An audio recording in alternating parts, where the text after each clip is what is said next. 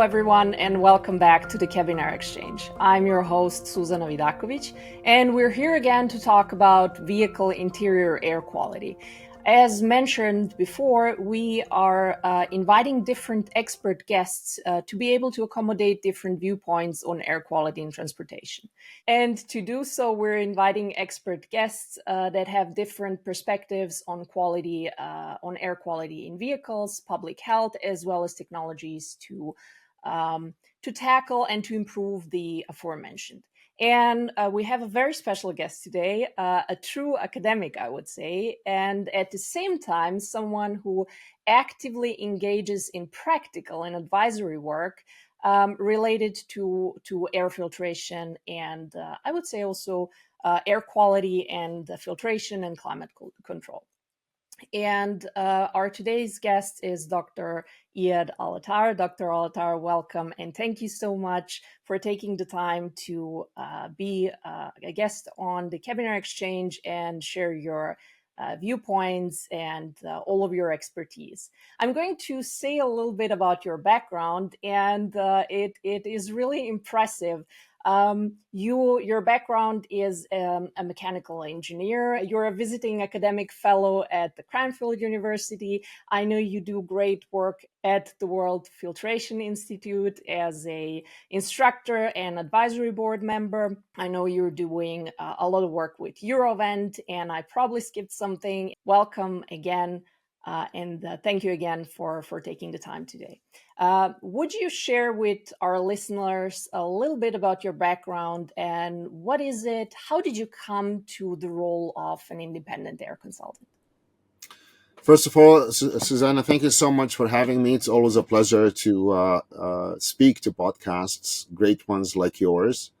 I started nearly 25 or 26 years ago. I started as a filtration engineer, wanted to discover what filtration is capable of doing. I've had my own business for quite a bit of time, and then I started to be an independent consultant nearly 10 years ago. I think the fact that I got into filtration came from the premise of the misunderstanding that I've experienced, how the whole field as a scientific field has been overlooked. So, it turned into a life journey. And before I know it, I'm, concluding my 27 years in the field. I can only see momentum gaining only when we have environmental or health issues. So the volcano in Iceland, 2010, the pandemic, 2019, and in between H1N1 and SARS-1 in 2003. I think these are the sort of events that drove air quality in one way, and filtration as a low-hanging fruit, a tool that is used. So I'm in this field, and I continue to be in this field because I want to bring a lot of change, not only in technology but also in perspective. Today, filtration is a common denominator of the building we occupy, the car we drive, the transport system we sort of take back and forth from work and back home. So, filtration, it's a tool, but we have to use it appropriately, and we have to also pay attention to our anthropogenic emissions. They continue to be on the rise, although we have done quite a bit of homework on reduction. But collectively, we have a responsibility to embrace and hopefully sustainability goals to achieve. I had the opportunity to listen to you presenting on numerous occasions, and I have also read many of your articles. And I have to say, what always fascinates me is that you're looking at the big picture. First, you have a very broad understanding of the topic, but then you really look at the big picture, how things connect to one another, what causes the one or the other. And let me know let our listeners also know what drives your belief in technology to help solving the problem of air pollution. I think there are a couple of things here. One is, achieving sustainability, whether in transport, in buildings, in general terms. It's not going to come through technology only. We have a tremendous homework to do in terms of social change. Governments need to do their part, but governments aren't going to give you clean air. And this is, I hear this a lot when I go to conferences, and then everybody asks the government to act more. That's fine, but I think there is an integration of performances here, and collective homework that needs to be done.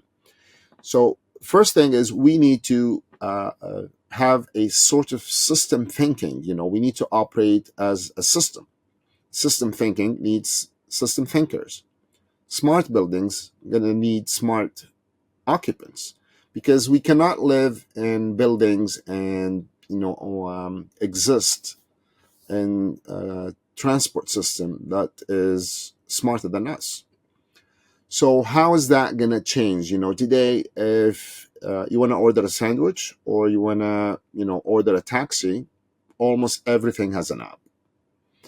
Air quality, compared to 25 years ago, 50 years ago, 75 years ago, there are a lot of tools today, and monitors, whether on a high scale or an affordable scale, it can give you some sort of at least indication what air quality you're exposed to. I think where we have gone wrong in the past, I think 40 years, is we have not embedded air quality in the urban planning. We have not embedded air quality in buildings. Air quality has not been there in private mobility, or a transport system, underground, or a train. And then we found out during the pandemic that this is critical. This has to be a metric, otherwise I'm going to have to shut down the system. If it's so critical that you shut down the system, pretty much it is the common denominator of your system. It's basically the plug that you have to use to turn on a TV or to turn on any other appliance. I think the other song we've been singing in the past so many decades is energy efficiency. Everything has to revolve around energy efficiency metrics, priorities, goals. These are the heights we're going to have to ascend. But when it comes to air quality, it's not really tangible. We cannot really attain it. How do I know if I've attained or improved air quality? So it's a subjective thing, and people have to debate whether or not there's an indoor air quality issue in a cabin air quality or in a building. So I think what we really need to do is to, turn the table on its head and start from scratch and say, look, I'm starting a complete city today from scratch. How can this city be sustainable if I'm going to cluster people in buildings and transport system that they're going to be exposed to air quality that is way beyond the allowable level? I think this is a very good starting point, because if I, say the human occupancy, the ideal human occupancy in a train, underground, or a bus is X, then, we should abide by that. But if I go into a bus that is carrying 40 people instead of 30 or 20, I'm going to be reluctant to take that, because what if I get COVID, or what if I get the flu? Then, I may lose time, whether at home or with my family, or be hospitalized. I think the integration and what I try to bring in terms of authoring these articles, is a couple of things. One, we need to zoom out. I cannot just focus on the fact that I have filters. I can install a PM filter if I have PM issue, and I can install a sorbent if I have a gas or a gaseous contaminant, But this is not the way to do it. We have to be responsible. We have to also understand that filtration, while available, we cannot use it for everything, because eventually your filtration system is going to be so huge, nobody's going to be able to entertain it. If you look at a cabin air quality in a light duty vehicle, it's very limited. It's probably an inch or two. It's very difficult to access. Same thing in a fan coil unit or an air handling unit. These let's say, applications. For example, a building. Have you ever heard of a building defined by air quality, or a building defined by the filtration system it uses? Or have you ever bought a car or went shopping for a car and they said, guess what? This is a car that has, the best HEPA filter, the best sorbent filtration. If you have a newborn, if you have your grandmother or grandfather, the chances of them even not getting sick only, but the chances of them coughing is none. People pay more attention to horsepower, fuel efficiency, maybe colors. People don't even ask about tires. So I think what we need to do is we need to build a culture of responsibility before we build a culture of sustainability. I hear this a lot. We have to build a culture of sustainability. Yes, but I need responsible users. I need people to be responsible in how they interact with their systems.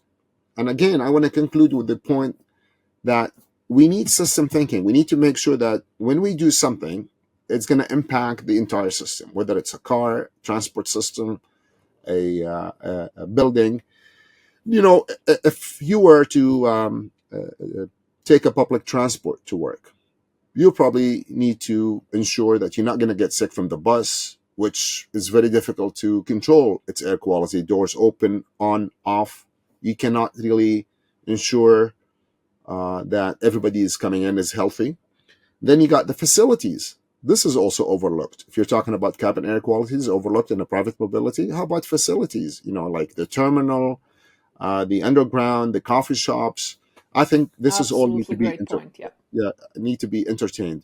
And then eventually I would go to the government and say, let's sync with the industry. The industry, there are two scenarios here. Either the industry can provide so much technology that the government is not specifying. We need to bridge that gap by training government officials and say, look, we are capable of doing the following. Or the government is ahead of the game and say, I want all these pollutants to be, part of the indoor air quality metric, whether it's cabin or building. And can the industry do it? And if the industry cannot do it at the present time, then governments should come and say, okay, I have research funds, let's come and do it. But we need to navigate through this and then bridge the gap, whether it's government to industry or industry to government.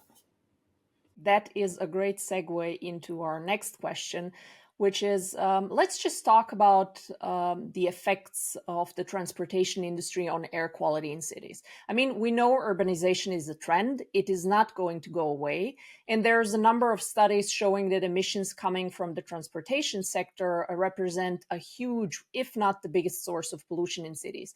How do you think we should tackle this? What has the biggest effect on getting us to sustainable transportation? If we would have to sort out what are the things that we could do today, what would that be? Okay, let's just take things to the building block. Let's put it in perspective. First of all, we try to be fuel efficient in terms of a car. We try to be lower in emission. We try to tweak every little thing so that at least brand new cars do not emit compared to older cars. But also we need to look at the fact that number of cars have increased. 600 million cars have been added in the past 20 years. So that's going to, counter argue what we've been talking about. If you got more cars on the street, that means, we have more challenges. The second thing I always like to question is, the actual need to commute. I know the 15-minute city is one way to look at things. It may not be the only way, but real estate prices can drive people to live on the edge of the city, and then they spend most of the time commuting, and then lose a lot of time by the time they get home, or they have to start very early to get to work. So in a way, if you cannot afford living within the city, you have to drive to qualify. So as you can see, it's all linked. It's all integrated. If a labor is trying to get at, of that segment and promote themselves to a much better socioeconomic status, more position or a better position to get an economic position or vitality, they cannot be spending 3 hours commuting or 4 hours commuting, because somehow there is an indication that their time is not very valuable. So it's okay if they spend that much time in transport. Also, if we want transport system or people to actually leave and abandon the privacy and convenience of their private mobility, I need to make the public transport attractive, pleasant, healthy. It's not a matter of getting to work or getting home. It's a matter of getting there healthy, so that, you're not tired, your cognitive and hedonic well-being are intact. If you arrive to work and you're tired, or, you make errors at work, or, you make errors that will cost the company or the bank or the government, quite a lot, this is related. So I think what we need to do is, zoom out. We're looking at air quality and filtration and our well-being and public health, in silos. We think it's just so separated, and it's not. So I think what if we look for sustainable living, sustainable transport is going to be important. Statistics now say about 16 to 20% emissions, greenhouse emissions, come from transport. Not to mention the carbon dioxide as well. But why would we pollute so much and then, seek tremendous filtration to capture what we just polluted? Why are we polluting so much to the extent that we've broken our climate? Then now we go back and we start to say, okay, I've got a broken climate, now I need to fix it. Or I got a broken climate, I ask the government to fix it. Or I got a broken climate and I want the industry to fix it. I think prevention and changing the way we live, generate, use power, and use our transport system is going to be definitely the order of the day. And that's why I really appreciate what I said before, that you always give that big picture. It's not just one of the things that we've discussed. It always has to be working together and really developing a good platform for everything. So we discussed a number of factors that contribute to improving air quality in urban environment: legislation, economics, designing the cities. That one I find particularly interesting. Environmental, but also social factors, and of course, technology to help improve public health and air quality. Now, how do we navigate through all of these in practice? These are a lot of different angles to look at. How do we bring them all together? I see three things, at least three steps forward. First of all, we need to integrate the requirements and the role. Everybody has a role to play. We don't have a person to waste. We don't have a resource or time to waste as well. But there is a delicate dance that we need to sort of do to ensure that we navigate not only through the roles, but also through the challenges. Because today, I may not afford a car. If you live in a city that's so busy and you work downtown and you have to commute, whether or not you have a car, you're in a way forced to do that because you have a parking issue. Now, some statistics show that 92 to 93% of cars, are spend 93% of their time parked. So how is that circular if you buy a car and you spend only 7% of its lifetime being driven? And then how about street equity? If 70 or 80% of people don't have cars, why would you give most of the streets to people who have cars? If, most of people would prefer to walk, bike, or, cycle, for example.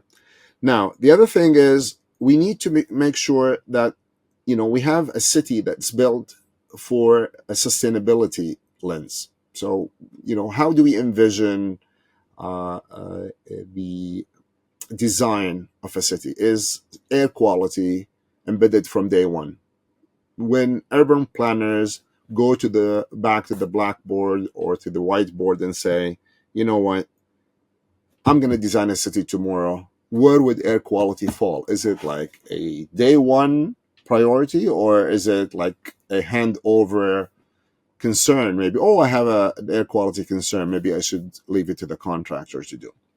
Once we embed that from day one, I think not only governments and contractors and facility managers will, be held responsible, but we have a metric to look at people in the eye and say, look, I'm providing a sustainable building that has healthy living, because if it's sustainable and green and lovely and everything, and you're claiming to be pleasant, but you're inhaling an air quality that is exceeding the allowable limits, I don't think there is a sustainability essence in that. Absolutely. And I would like us to talk about environmental social governance at this point. We see more and more companies, what you just talked about, also focusing and measuring and making their organizational, environmental, and social impact public. I was thinking, is that a first indicator or a first step towards investing into a better future and bridging the gap, which really interests me, in between linear, or bridging the gap from linear to circular economy, which would be great if we could get there to have a really circular economy? I think, Susanna, you're right onto something here. ESG is an excellent platform and framework to act, but it's only a framework to act. If I don't have all the other parameters and bodies contributing to the ESG, I think it's going to be only wishful thinking. An ideal coordinate for me, at least from my perspective, to jumpstart embracing sustainability is for companies to embrace purpose and profit. I heard this a lot. You're trying to give a heart to your business, but we are not in a position to appeal to people's ethical compass and appeal to people mercy. Embracing sustainability isn't a philanthropy. I'm not trying to get a donation here or charity. This is a metric that I'm going to hold people responsible, whether they're a business, they're an enterprise, they're trying to re-envision their business model. Embracing sustainability can have profit, but it should also be driven by the purpose. And you can do well while you're doing good. This is a statement that we've heard all the time. Yes. But maybe we can question the smartness of this business model. If the business model is only positioned to embrace purpose and not profit, maybe you should go back and reconsider the essence of your business model. Because when you have circular economy metrics driving your system, when you're thinking of sustainability, when you're thinking of reducing waste or reducing your carbon footprint, how can that be not profitable? So I think what we need to do is being on the same page, speaking the same language. Everybody wants to embrace sustainability, but we don't have that culture. As I said, we need to be responsible first before we become sustainable. Also, we need transparency. I think it's very important to say, look, I'm not ashamed. I haven't been, as a company or an organization, haven't been that, aware of ESG. I haven't been that sustainable, but this is a time to start. And then you start to look at how these ESG metrics will work for you, not just thinking that ESG are there are as metrics to work against you. I think this is something that I've felt quite a bit through conferences and through research papers that I've read, and the conversation what we have, post a keynote lecture, that this is for you to propel your business and not to, impede the progress of your business model. That's a great point. That's a really great point. We need, or each company needs, a business model to actually sustain that path. That's a really great point. And filtration certainly plays one important role, or is one piece of the puzzle. Now, knowing its challenges and application sensitivities, and probably we could talk for hours just about that, how would you like to see the filtration industry address these challenges? how can we support filtration and ease the strain that there is on filtration? How can we help filtration? Okay, this is an excellent question. And I think the first thing I'd like to do is reject the notion that since I have filtration, I can accept the pollution status quo. The fact that it's okay to pollute because I can just install a filter. I can afford to replace a cabin air quality filter or a filter at home or in the office once a month. How is that? How much is that going to cost me? It's not going to exceed how many cappuccinos we have per day. You multiply this by 365 days, or the kind of vacations you have, or this extra hobby that you want to entertain. So cost may not be an issue for some people, but we need to make sure that not the fact that I possess filtration as a product or a solution justifies the pollution action. I think this is one thing we need to change. The second thing is we need to understand the capabilities and the limitation of the field itself. Because if you have bioaerosols, particulates, you have gaseous pollutants, by the time you are tweaking and engineering this sort of magic filter that should be able to do everything, at least today, it's virtually impossible to do everything in 1 or 2 inch. You need a system. What I would like to see for filtration, I'd like filtration or air filters to become filtration systems and not just some sort of a sorry little modest, product that you sort of slap in a system that isn't theirs.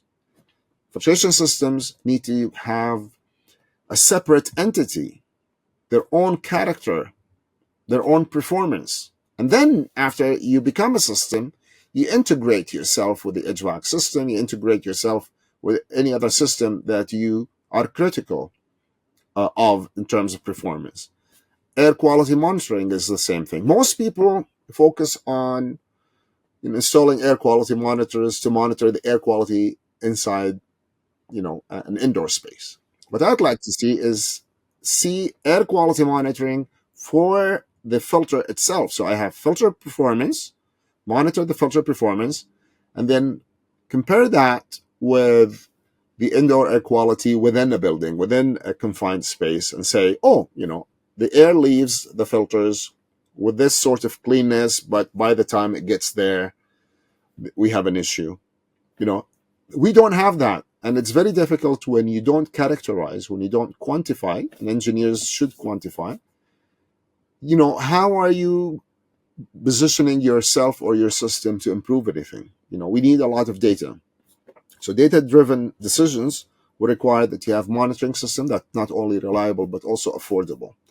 So filtration needs help in widening the lens to understand what filtration is capable of doing. I remember I was in a conference one time, and I spoke to one of the colleagues, and he said, never drive behind a public bus, because most probably the emission is going to be so bad. If you have the best filter possible, it's going to, your filter is going to reach its final lifetime within minutes.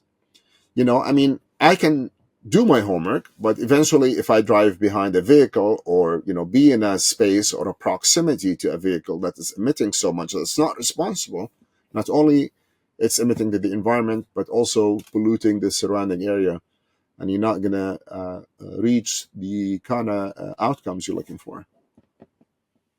And we're already talking specifically about air quality in vehicles, which actually aligns to my next question. I have addressed this on so many occasions before. We are talking about air pollution on the outside a lot. There has been, especially since the pandemic, a lot of talking and discussing about air quality in buildings. But cabin air quality, so air quality in vehicles, is still something that is not, it doesn't have the proper attention. It's a little bit in the background. And I think on one side, it is due to the lack of awareness on the end user side, like you were just telling Don to drive behind the bus, or hey, we can open the window and then the air quality is going to be better. But I also think there's a lack of knowledge sometimes down the automotive value chain. And what can we do to make this more urgent and more important? I think the immediate step, in my judgment, is to grant air quality, whether indoors or in a cabin air quality, in a vehicle air quality, a seat in the decision making. I think we're lacking that. I think it's an afterthought. It's never been considered as a driving force. It's always an accessory to the system that you are entertaining. So, first thing is we need to embed air quality um, from day one in any system we look at. Two, I think we need to look at system thinking. We need to look at the integration of system performances so that every performance will certainly impact the other systems that are eventually trying to serve the occupant, trying to serve that driver. I think what we really seem to miss the mark at is who's the assumed user? Who's the consumer? With whom are we actually addressing this, topic? If I talk to someone who doesn't even have an HVAC system and they rely on opening a window for natural ventilation and possibly to get that pleasant comfort, thermal comfort, having a filtration conversation, it's a conversation cannot be had. Realizing that for some people, urban air quality is their indoor air quality because they don't have an HVAC system. But I get the feeling sometimes that also people with an HVAC system inhale equally poor air quality or exposed to, equally poor air quality because they're either Unfortunately. not interested or they're not aware or the system hasn't promoted the air quality indoors, as a driving force. I think what we also need to look at, you know, consider well-being. We consider public health, but the well-being in general. How are you arriving? How are you living? How are you interacting with the system? Building, terminal, airport, subway, underground. Would you prefer to not to take the underground or the subway during rush hour because it's going to be just full of people, and the chances of you potentially getting sick is higher. I also think we should also shift perception, and that's going to require that we get the consumers, we get the regulators, we get the industry to come and say, look, this is important for your health and well-being. We're going to be investing so much, and it's important for the end user or the assumed user to say, this is something you're going to have to look for when you look for your next car purchase or your next office or your next house. And eventually, we need to put a price on traffic. We need to, make sure that when we look at transport system, we look at how far we live close to a building or we want to commute, traffic is an issue. And the fact that you're adding more cars doesn't mean you need wider streets. This seems to be, the issue or the way we tackle traffic. So I think we need to shift perspectives here and say, if I were to design a city from scratch tomorrow morning, where would air quality be? Would I put all my emphasis on air filtration since outdoor air pollution is, massive? Or would I say, how can I prevent that? I don't want to pollute and then chase to capture. I want to make sure I do not really have to filter so much. But as I said before, when people surrender themselves to the fact that they have filtration and they can afford it, well, that's okay. No matter what emissions or what airborne pollutants are there, I have a heavy duty air filtration system that is able and capable of capturing all what's out there. So Box rethinking our checked. Yeah, rethink our entire transport system, re-envision the way we live, re-envision and rethink of our cities, maybe challenge ourselves. What does smart city mean? Can a green and clean building be contaminated? Clustering people in a city or a built environment or a public bus, is that sustainable? Maybe we need to widen the lens, but we need to be also honest with ourselves. Creating awareness is an important thing to do, but I think everybody needs to step up to the plate and say, is embracing sustainability a slogan or a wishful thinking that I'd love to entertain or talk about when I'm having this year-end meeting, or this is something that we need to truly embrace. I heard this a lot in different conferences. We have not inherited the earth from our grandparents, but we actually borrowed that from our grandchildren. So, how are we planning to return that back? Is a question that we need to answer. Great points. And as you said, it all starts with us. Do I really have to drive the 2 minutes to a supermarket? Could I walk? It's probably a bunch of daily choices that we make, which could change our behavior, and then step by step, the society could change towards what we are discussing here today.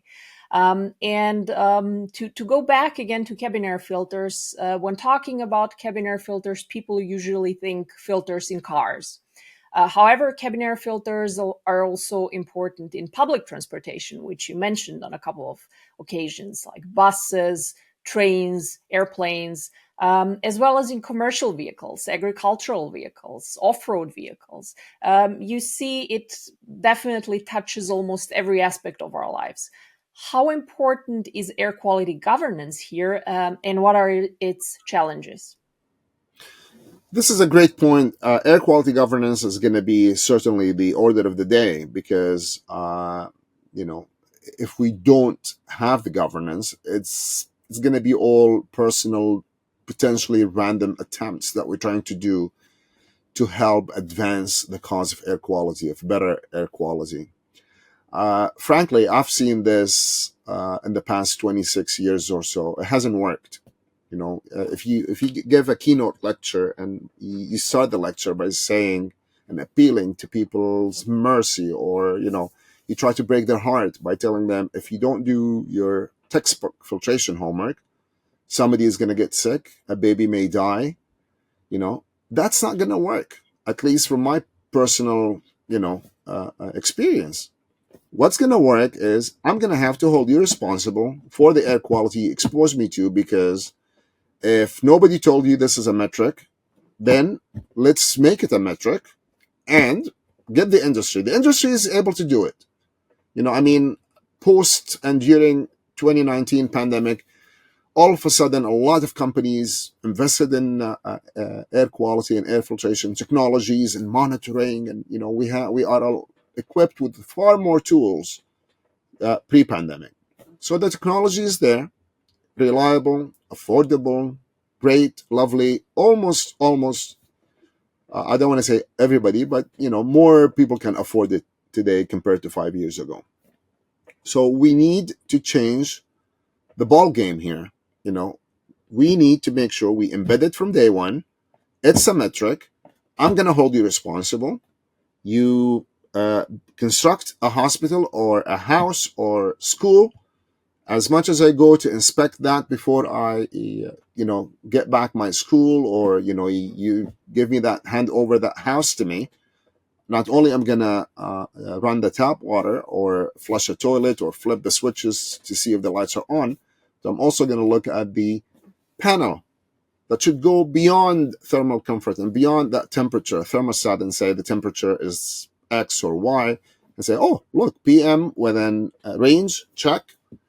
VOCs within range, check. And then you go according to the pollutants that governance would say you cannot expose an occupant or a student or an elderly or a patient, whatever they are, to a poor or polluted air, because it defeats the intended purpose of this whole sustainability issue or a collective project we're trying to embrace.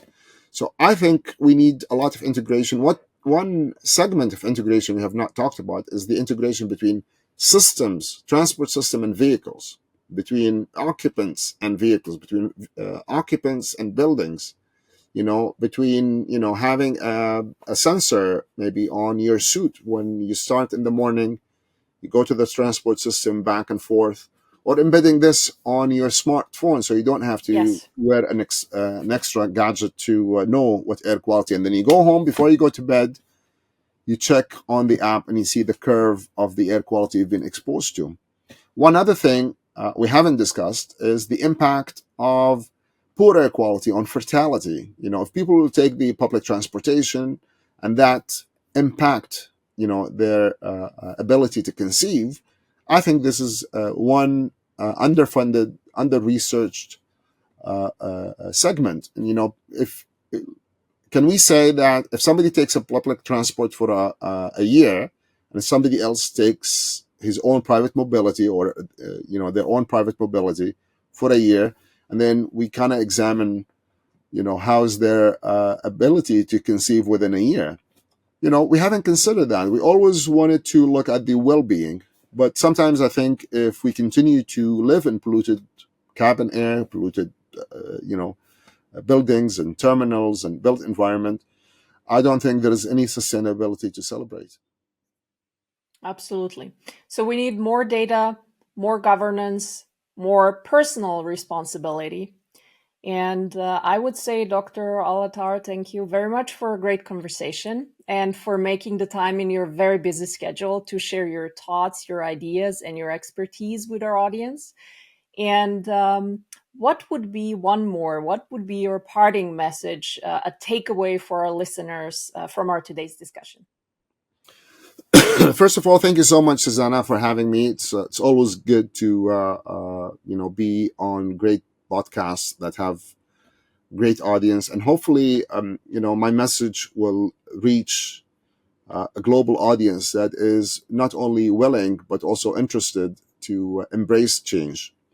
I think my main message today is social change, because right now there is a lot of waste. We are using so much, we're polluting so much, and therefore we are also consuming so much.